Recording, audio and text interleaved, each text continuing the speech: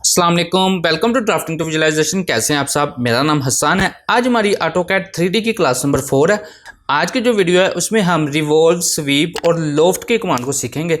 बहुत important commands हैं। कैसे और कहां पे इनका हम इस्तेमाल करते हैं, जानने के लिए वीडियो को शुरू करते हैं।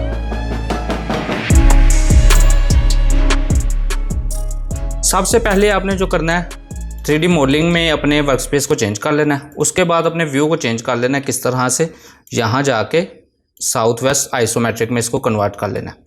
अब ये जो तीनों कमांड्स मुझे मिलती है यहाँ पे, ये एक्सट्रूड वाले बटन को मैं प्रेस करता हूँ, एरो को प्रेस करता हूँ, तो यहाँ पे लोफ्ट है, रिवॉल्व है और स्वीप है। सबसे पहले मैं स्वीप को समझाता हूँ। स्वीप किस काम के लिए इस्तेमाल होती है? कोई भी हम अपनी शेप को, जैसे ये मैंने एक शेप बनाई हुई है, कॉर्नर्स बना कर रखी हुई है, इसको अपने एक पाथ पे चलाने के लिए स्वीप की कमांड का इस्तेमाल करते हैं।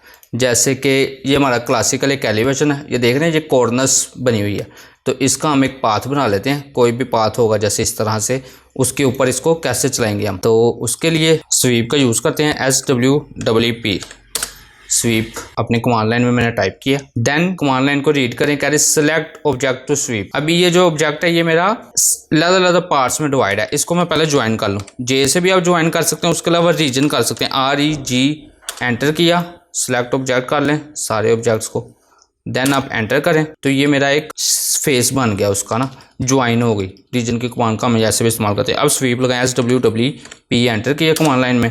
अब वो कह रहे सेलेक्ट ऑब्जेक्ट टू स्वीप, उस ऑब्जेक्ट को सिलेक्ट करें जिसे स्वीप करना है। सेलेक्ट ऑब्जेक्ट कर लिया, देन एंटर करें। देन अब वो पूछ रहा है एक पाथ सेलेक्ट करें, देन मैं एक पाथ सेलेक्ट कर देता हूँ, तो ये वो मेरी शेप जो थी, जो मेरा सेक्शन था, वो इस पाथ के ऊपर चल गया स्वीप की मदद से। एक्सट्रूड पाथ का भी हम इसी तरह से इस्तेमाल करते हैं। आई होप यहाँ तक आपको समझ लग गई होगी। एक और एग्जांपल से मैं आपको समझाता हूँ। F7 करके ग्रिड ऑफ कर लेता हूँ, इसको मैं 2D वाईफ्रेम में कर लेता हूँ ताकि ये थोड़ा सा स्मूथ हो जाए मेरा काम। 3D पॉलीलाइन लगाता हूँ मैं अभी। यहाँ ड्रैग टूल बार में यहाँ पे 3D पॉलीलाइन है, 3P इसकी शॉर्ट की है 3D पॉलीलाइन की। 3P से मैं एक पॉलीलाइन ड्रा कर लेता हूँ, इस तरह से, इस तरह से, इस तरह से, ऐसे, ऐसे और ऐसे। अब मैंने अपना कोई भी एक सर्कल इसके राउंड चलाना है। C एंटर किया, इसके यहाँ पे एक सर्कल बना लेते हैं। ये सर्कल देख रहे हैं, अभी मेरा हॉरिजॉन्टल फेस पे बना रहा है। मैं चाह रहा हूँ इसको इस तरह से परपेंडिकुलर बने, तो उसके लिए आप यहाँ से अपने गिज़्मो को चेंज कर लें। अभी मेरा गिज़्मो चेक करें, अगर मैं सर्कल की कमांड लगाता हूँ तो ये देख रहे हैं, X एक्सिस ऐसे है, Y एक्सिस ऐसे है और Z एक्सिस ऐसे है। अब इसको मैं चेंज करता हूँ, अपने गिज़्मो को लेफ़्ट पोजीशन में ले आता हूँ, तो देख रहे हैं X और Z एक्सिस में हो गया। अब मैं कोई चीज़ लगाता हूँ, यहाँ पे एक सर्कल बनाता हूँ, तो देख रहे हैं किस तरह से बना। T एंटर किया, 6 इंचेस एंटर कर दिया। तो ये मैं सपोज कर लें ये पाइप है और इसको इस तरह से चलाना चाह रहा हूँ। अब स्वीप SWEEP एंटर करें, देन इसका एक यहाँ पे मोड की ऑप्शन आ रही है। मोड सॉलिड रखेंगे तो बिल्कुल सॉलिड मेरा वो ऑब्जेक्ट बनेगा। अगर मैं इसको सरफेस कर देता हूँ तो ये अंदर से होलो होगा। देन अब इसको करें, ऑब्जेक्ट को सिलेक्ट करें, देन एंटर करें, देन वो पाथ को सिलेक्ट कर दें, तो देन ये मेरा सर्कल जो है इसके ऊपर, इस पाथ के ऊपर चल गया और ये अंदर से होलो है। इस तरह से आप स्वीप की कमांड का इस्तेमाल कर सकते हैं। ज़्यादातर इसको मैं एक अपने कॉर्नर्स वगैरह के पाथ चलाने के लिए इस्तेमाल करता हूँ इस कमांड को। उससे आगे चलते हैं। अगली जो कमांड है वो हमारी रिवॉल्व की कमांड है। रिवॉल्व जैसे नाम से जाहिर है, किसी चीज़ को हम घुमा सकते हैं। रिवॉल्व की मदद से हम कोई ब्लस्टर वगैरह बना सकते हैं। जैसे ये ब्लस्टर्स बने हैं, आप इनको ट्रेस भी कर सकते हैं। एक सेक्शन बना ले इस तरह से ट्रेस करके।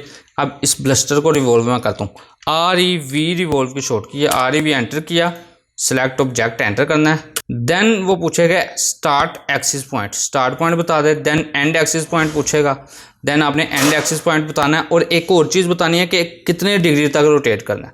0 से लेके मैं 360 पे एंटर कर रहा हूँ, 360 एंटर, तो देन ये मेरा कंप्लीट रिवॉल्व हो जाएगा। मतलब कि 360 तक ये मेरा ब्लस्टर, इसको कॉन्सेप्चुअल में करके आपको दिखाता हूँ। देख रहे हैं, इस तरह से बन गया कंप्लीट। ठीक हो गया। किसी भी चीज़ का एक सेक्शन बना लें, उसको रिवॉल्व कर सकते हैं। दूसरी एग्जांपल्स में समझाता हूँ। -V एंटर, T एंटर किया, तो यहाँ पे एक ये लैंप टाइप के शेप का मैंने कोई सेक्शन बना लिया। तो आप REV एंटर किया, सिलेक्ट ऑब्जेक्ट किया, देन एंटर किया, देन इस तरह से 2 एक्सिस सेलेक्ट किए, देन आपने डिग्री सेलेक्ट कर दे। 270 तक करता हूँ तो 1 क्वार्टर वो छोड़ देगा। -V एंटर, SW एंटर करके इसको देख लेते हैं।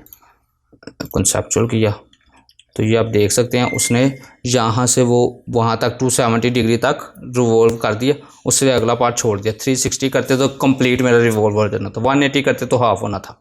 आई होप ये चीज़ आपको समझ लग रही होगी। इसी तरह कोई भी शेप, जैसे कोई बल्ब हो गया, कोई ग्लास हो गया, उसका एक तरह का सेक्शन बनाएं, उसको रिवॉल्व करके आप रिवॉल्व की कमांड से उसको पूरा कंप्लीट बना सकते हैं। जैसे कोई वाटर बोतल होगी, कुछ इस तरह की चीज़ हो जो आप रिवॉल्व की कमांड से बना सकते हैं, या अब आप खुद देख लीजिएगा। इसी तरह आप कोई भी शेप, कोई भी तस्वीर डाउनलोड करें, उसको ट्रेस करके, जैसे ये ब्लस्टर्स वगैरह पड़े हैं, इनमें से किसी एक ब्लस्टर को ट्रेस करके मैं रिवॉल्व कर सकता हूँ। आप भी नेट से इमेजेस डाउनलोड कर लें, बिल्कुल स्ट्रेट हो, उनको ट्रेस कर लें और उन्हें रिवॉल्व की कमांड की मदद से इस्तेमाल कर सकते हैं। ट्रेस आप कर सकते हैं, पॉलीलाइन से इस्तेमाल कर सकते हैं। कोई आर्क वगैरह बनानी हो पॉलीलाइन में, तो वहाँ पर पॉलीलाइन में आर्क की ऑप्शन है। पॉलीलाइन वाली वीडियो में मैंने डिटेल में एक्सप्लेन किया है, आई बटन पर उसका लिंक भी दे दूँगा। उसके अलावा स्पेशल लाइन से, SPL से भी आप कर्व वाली चीज़ों को ड्रा कर सकते हैं। अब उससे आगे चलते हैं लोफ्ट की कमांड की तरफ। लोफ्ट की कमांड का क्या हम इस्तेमाल करते हैं? लोफ्ट की कमांड की मदद से हम मल्टीपल ऑब्जेक्ट्स को जोड़कर एक 3D का ऑब्जेक्ट बना सकते हैं। जैसे यहाँ पे लोफ्ट की कमांड है, लोफ्ट को सिलेक्ट करना है, देन वो कह रहा है loft cross section in lofting order. पहले क्रॉस सेक्शन को सिलेक्ट करें, देन दूसरे को सिलेक्ट करें, तो ये एक शेप बन गई। देन थर्ड को सिलेक्ट करें तो देन एक शेप बन गई।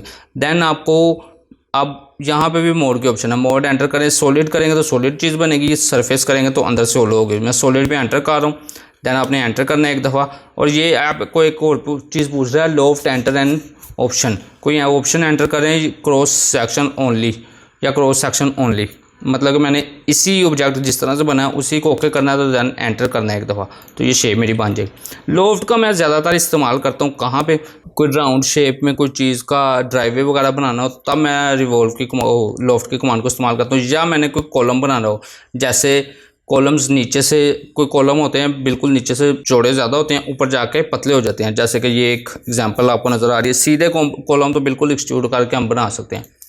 जैसे ये मैंने दो अपने वो शेप्स बना कर रखी हैं, इनको मैं लोफ्ट करता हूँ। LOFT एंटर किया, फर्स्ट ऑब्जेक्ट को सिलेक्ट किया, देन सेकंड को सिलेक्ट किया, देन एंटर किया, देन आपने फिर cross section only pay enter कर देना। तो ये आपकी शेप, जो कॉलम होगा वो नीचे से बड़ा ऊपर से छोटा बन जाएगा।